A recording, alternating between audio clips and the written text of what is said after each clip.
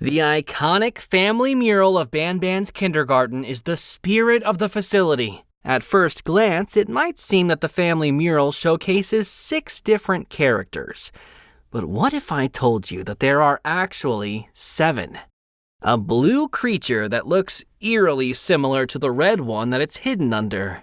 And why this blue creature was never meant to be found and how he was eventually found is exactly what's answered in Garten of Ban Ban Zero and Garten of Ban Ban Anti-Devil. This blue creature is Original Ban Ban, as he is currently named in the game files. But you might know him better by his public name, Flumbo. That's right! This one is actually Flumbo. And longtime viewers of the Ban Ban Chronicles might recognize his public name from episode 1. But this time around, this is actually Flumbo. The Garten of Ban Ban cast each have their own detailed story and personality, and that's what makes Garten of Ban Ban unique. Join me on the 5th episode of the Ban Ban Chronicles, narrated by me, Ty Coker, the voice actor of the Bitter Giggle Assistant, a series where we dedicate each episode to discussing the history and secrets of a member of the Garten of Ban Ban cast.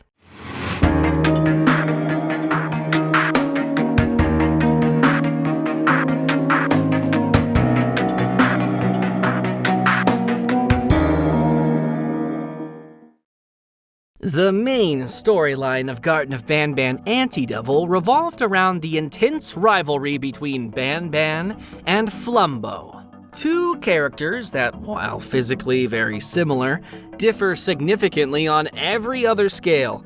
But what if I told you that the physical differences between Ban Ban and Flumbo were originally much more significant than what they ended up being? You see, when the Euphoric Brothers were first planning for Flumbo's physical debut in Garten of Ban Ban Anti-Devil, they wanted a character that would serve as the complete opposite of Ban Ban, but yet would be similar enough physically so that people can tell he's a variant of Ban Ban. So to start, it was agreed upon that the character should be a shade of blue, which is what's commonly thought of as the opposite color of red. Then, seeing how similar Ban Ban looked to an anthropomorphic cat, it was decided that the character should be a dog, given that dogs are often thought of as the enemies of cats.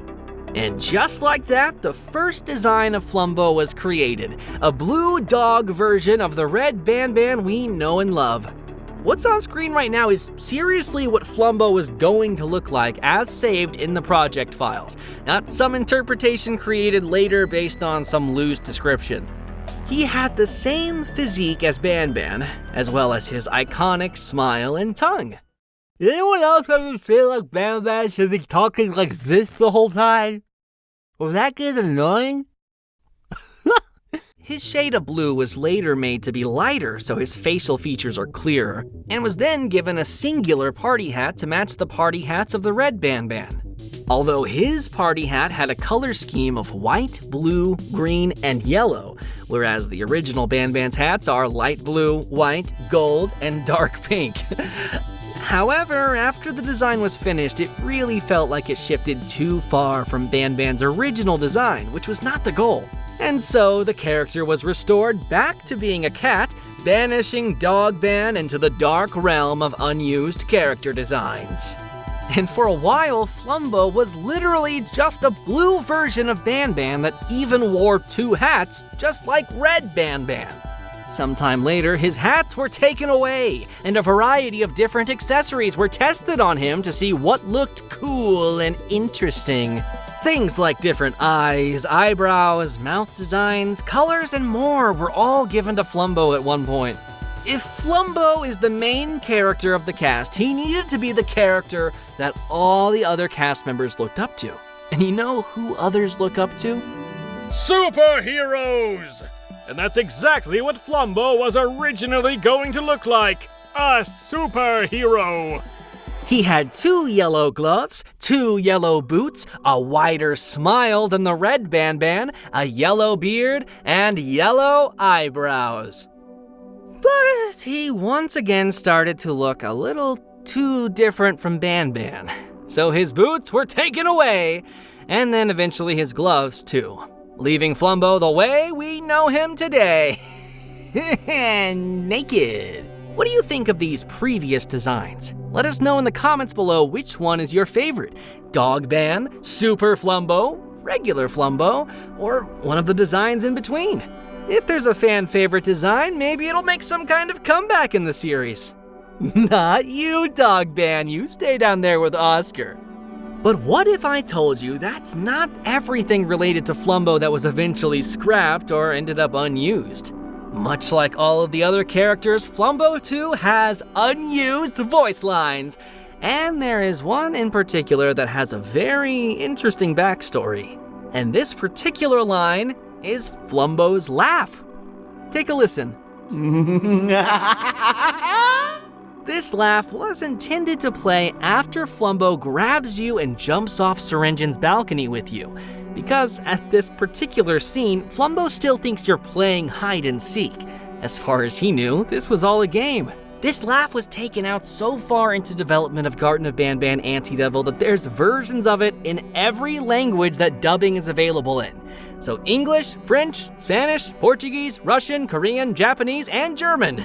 Take a listen.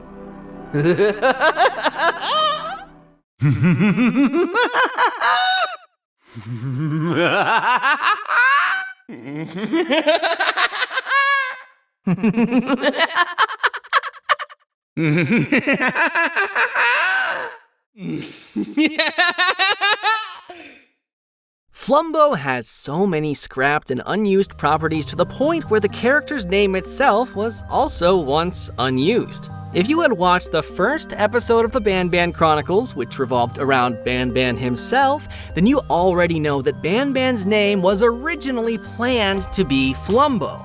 This is noticeable in the game files where many of Banban's assets have Flumbo in the name, not Banban. The entire game itself was originally going to be called Flumbo and Friends, not Garten of Banban. But of course, you know by now, things took a very different course. Banban became Banban, not Flumbo, and Garten of Banban became Garten of Banban instead of Flumbo and Friends. Though there's still a little Easter egg to it in Garten of Banban 7, where the same Flumbo would be later reused and given to a familiar character that would debut very briefly in the franchise's 7th entry, and later become the main character of the franchise's 8th entry. This character would also fittingly become a kind of an original version of Banban, much like how Flumbo was the original name of Banban. Which, as a bonus fact, is voiced by Daniel Walton, an absolute legend, who also voiced characters in some of the Euphoric Brothers' older games. And also, as another fun little fact, there's a 9 a.m. clock icon for the Flumbo clock that never appears in the game. In fact, every clock icon that has ever appeared in the franchise has a 9 a.m. variant that's never used. This is because the clock starts at 10 a.m. and stops at 3 p.m.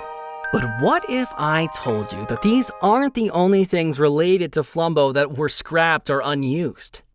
Flumbo's introduction in Garten of Banban Anti-Devil took perhaps the most amount of time to write and perfect, with many sequences originally planned to play out very differently from how they ended up being. In the many original scripts, as well as the final script, the plot is relatively the same up until the point where you open Flumbo's closet for the very first time. Although the prison sequence was a lot crazier originally, but that we'll discuss in future episodes of Banban Chronicles. In the final version of the script, you approach the closet as normal, only to find Banban already there right before he was going to open it to let Flumbo out. Banban then greets you and explains afterwards that he was sent there to bring someone that was in the closet. However, as soon as he opens the closet slightly, Flumbo would sprint out and run away from both you and Banban. He tells you to follow him into the Garten of Banban 0 area, where he tells you that the person he's looking for thinks he's still playing hide and seek, and that he must be somewhere in the area. You then play a short game with Banban where you try to find Flumbo in the Garten of Banban 0 area, which Flumbo eventually loses when you both catch him. You'd then all board the train together like the final script, but the events that happen inside were also changed. Instead of being shocked that Syringin wants to hunt you down, Banban was originally meant to already know that. And that on the train, he'd call Syringin via a walkie-talkie, telling him he's got Flumbo, but not the human. He'd tell you that Syringin has everyone under control using shock collars placed around their necks, including the Givanium citizens. He'd tell you that the machine that allows him to shock the collars of anyone in the facility is right in his office, and that Banban himself has the chip that could completely hijack and stop the machine.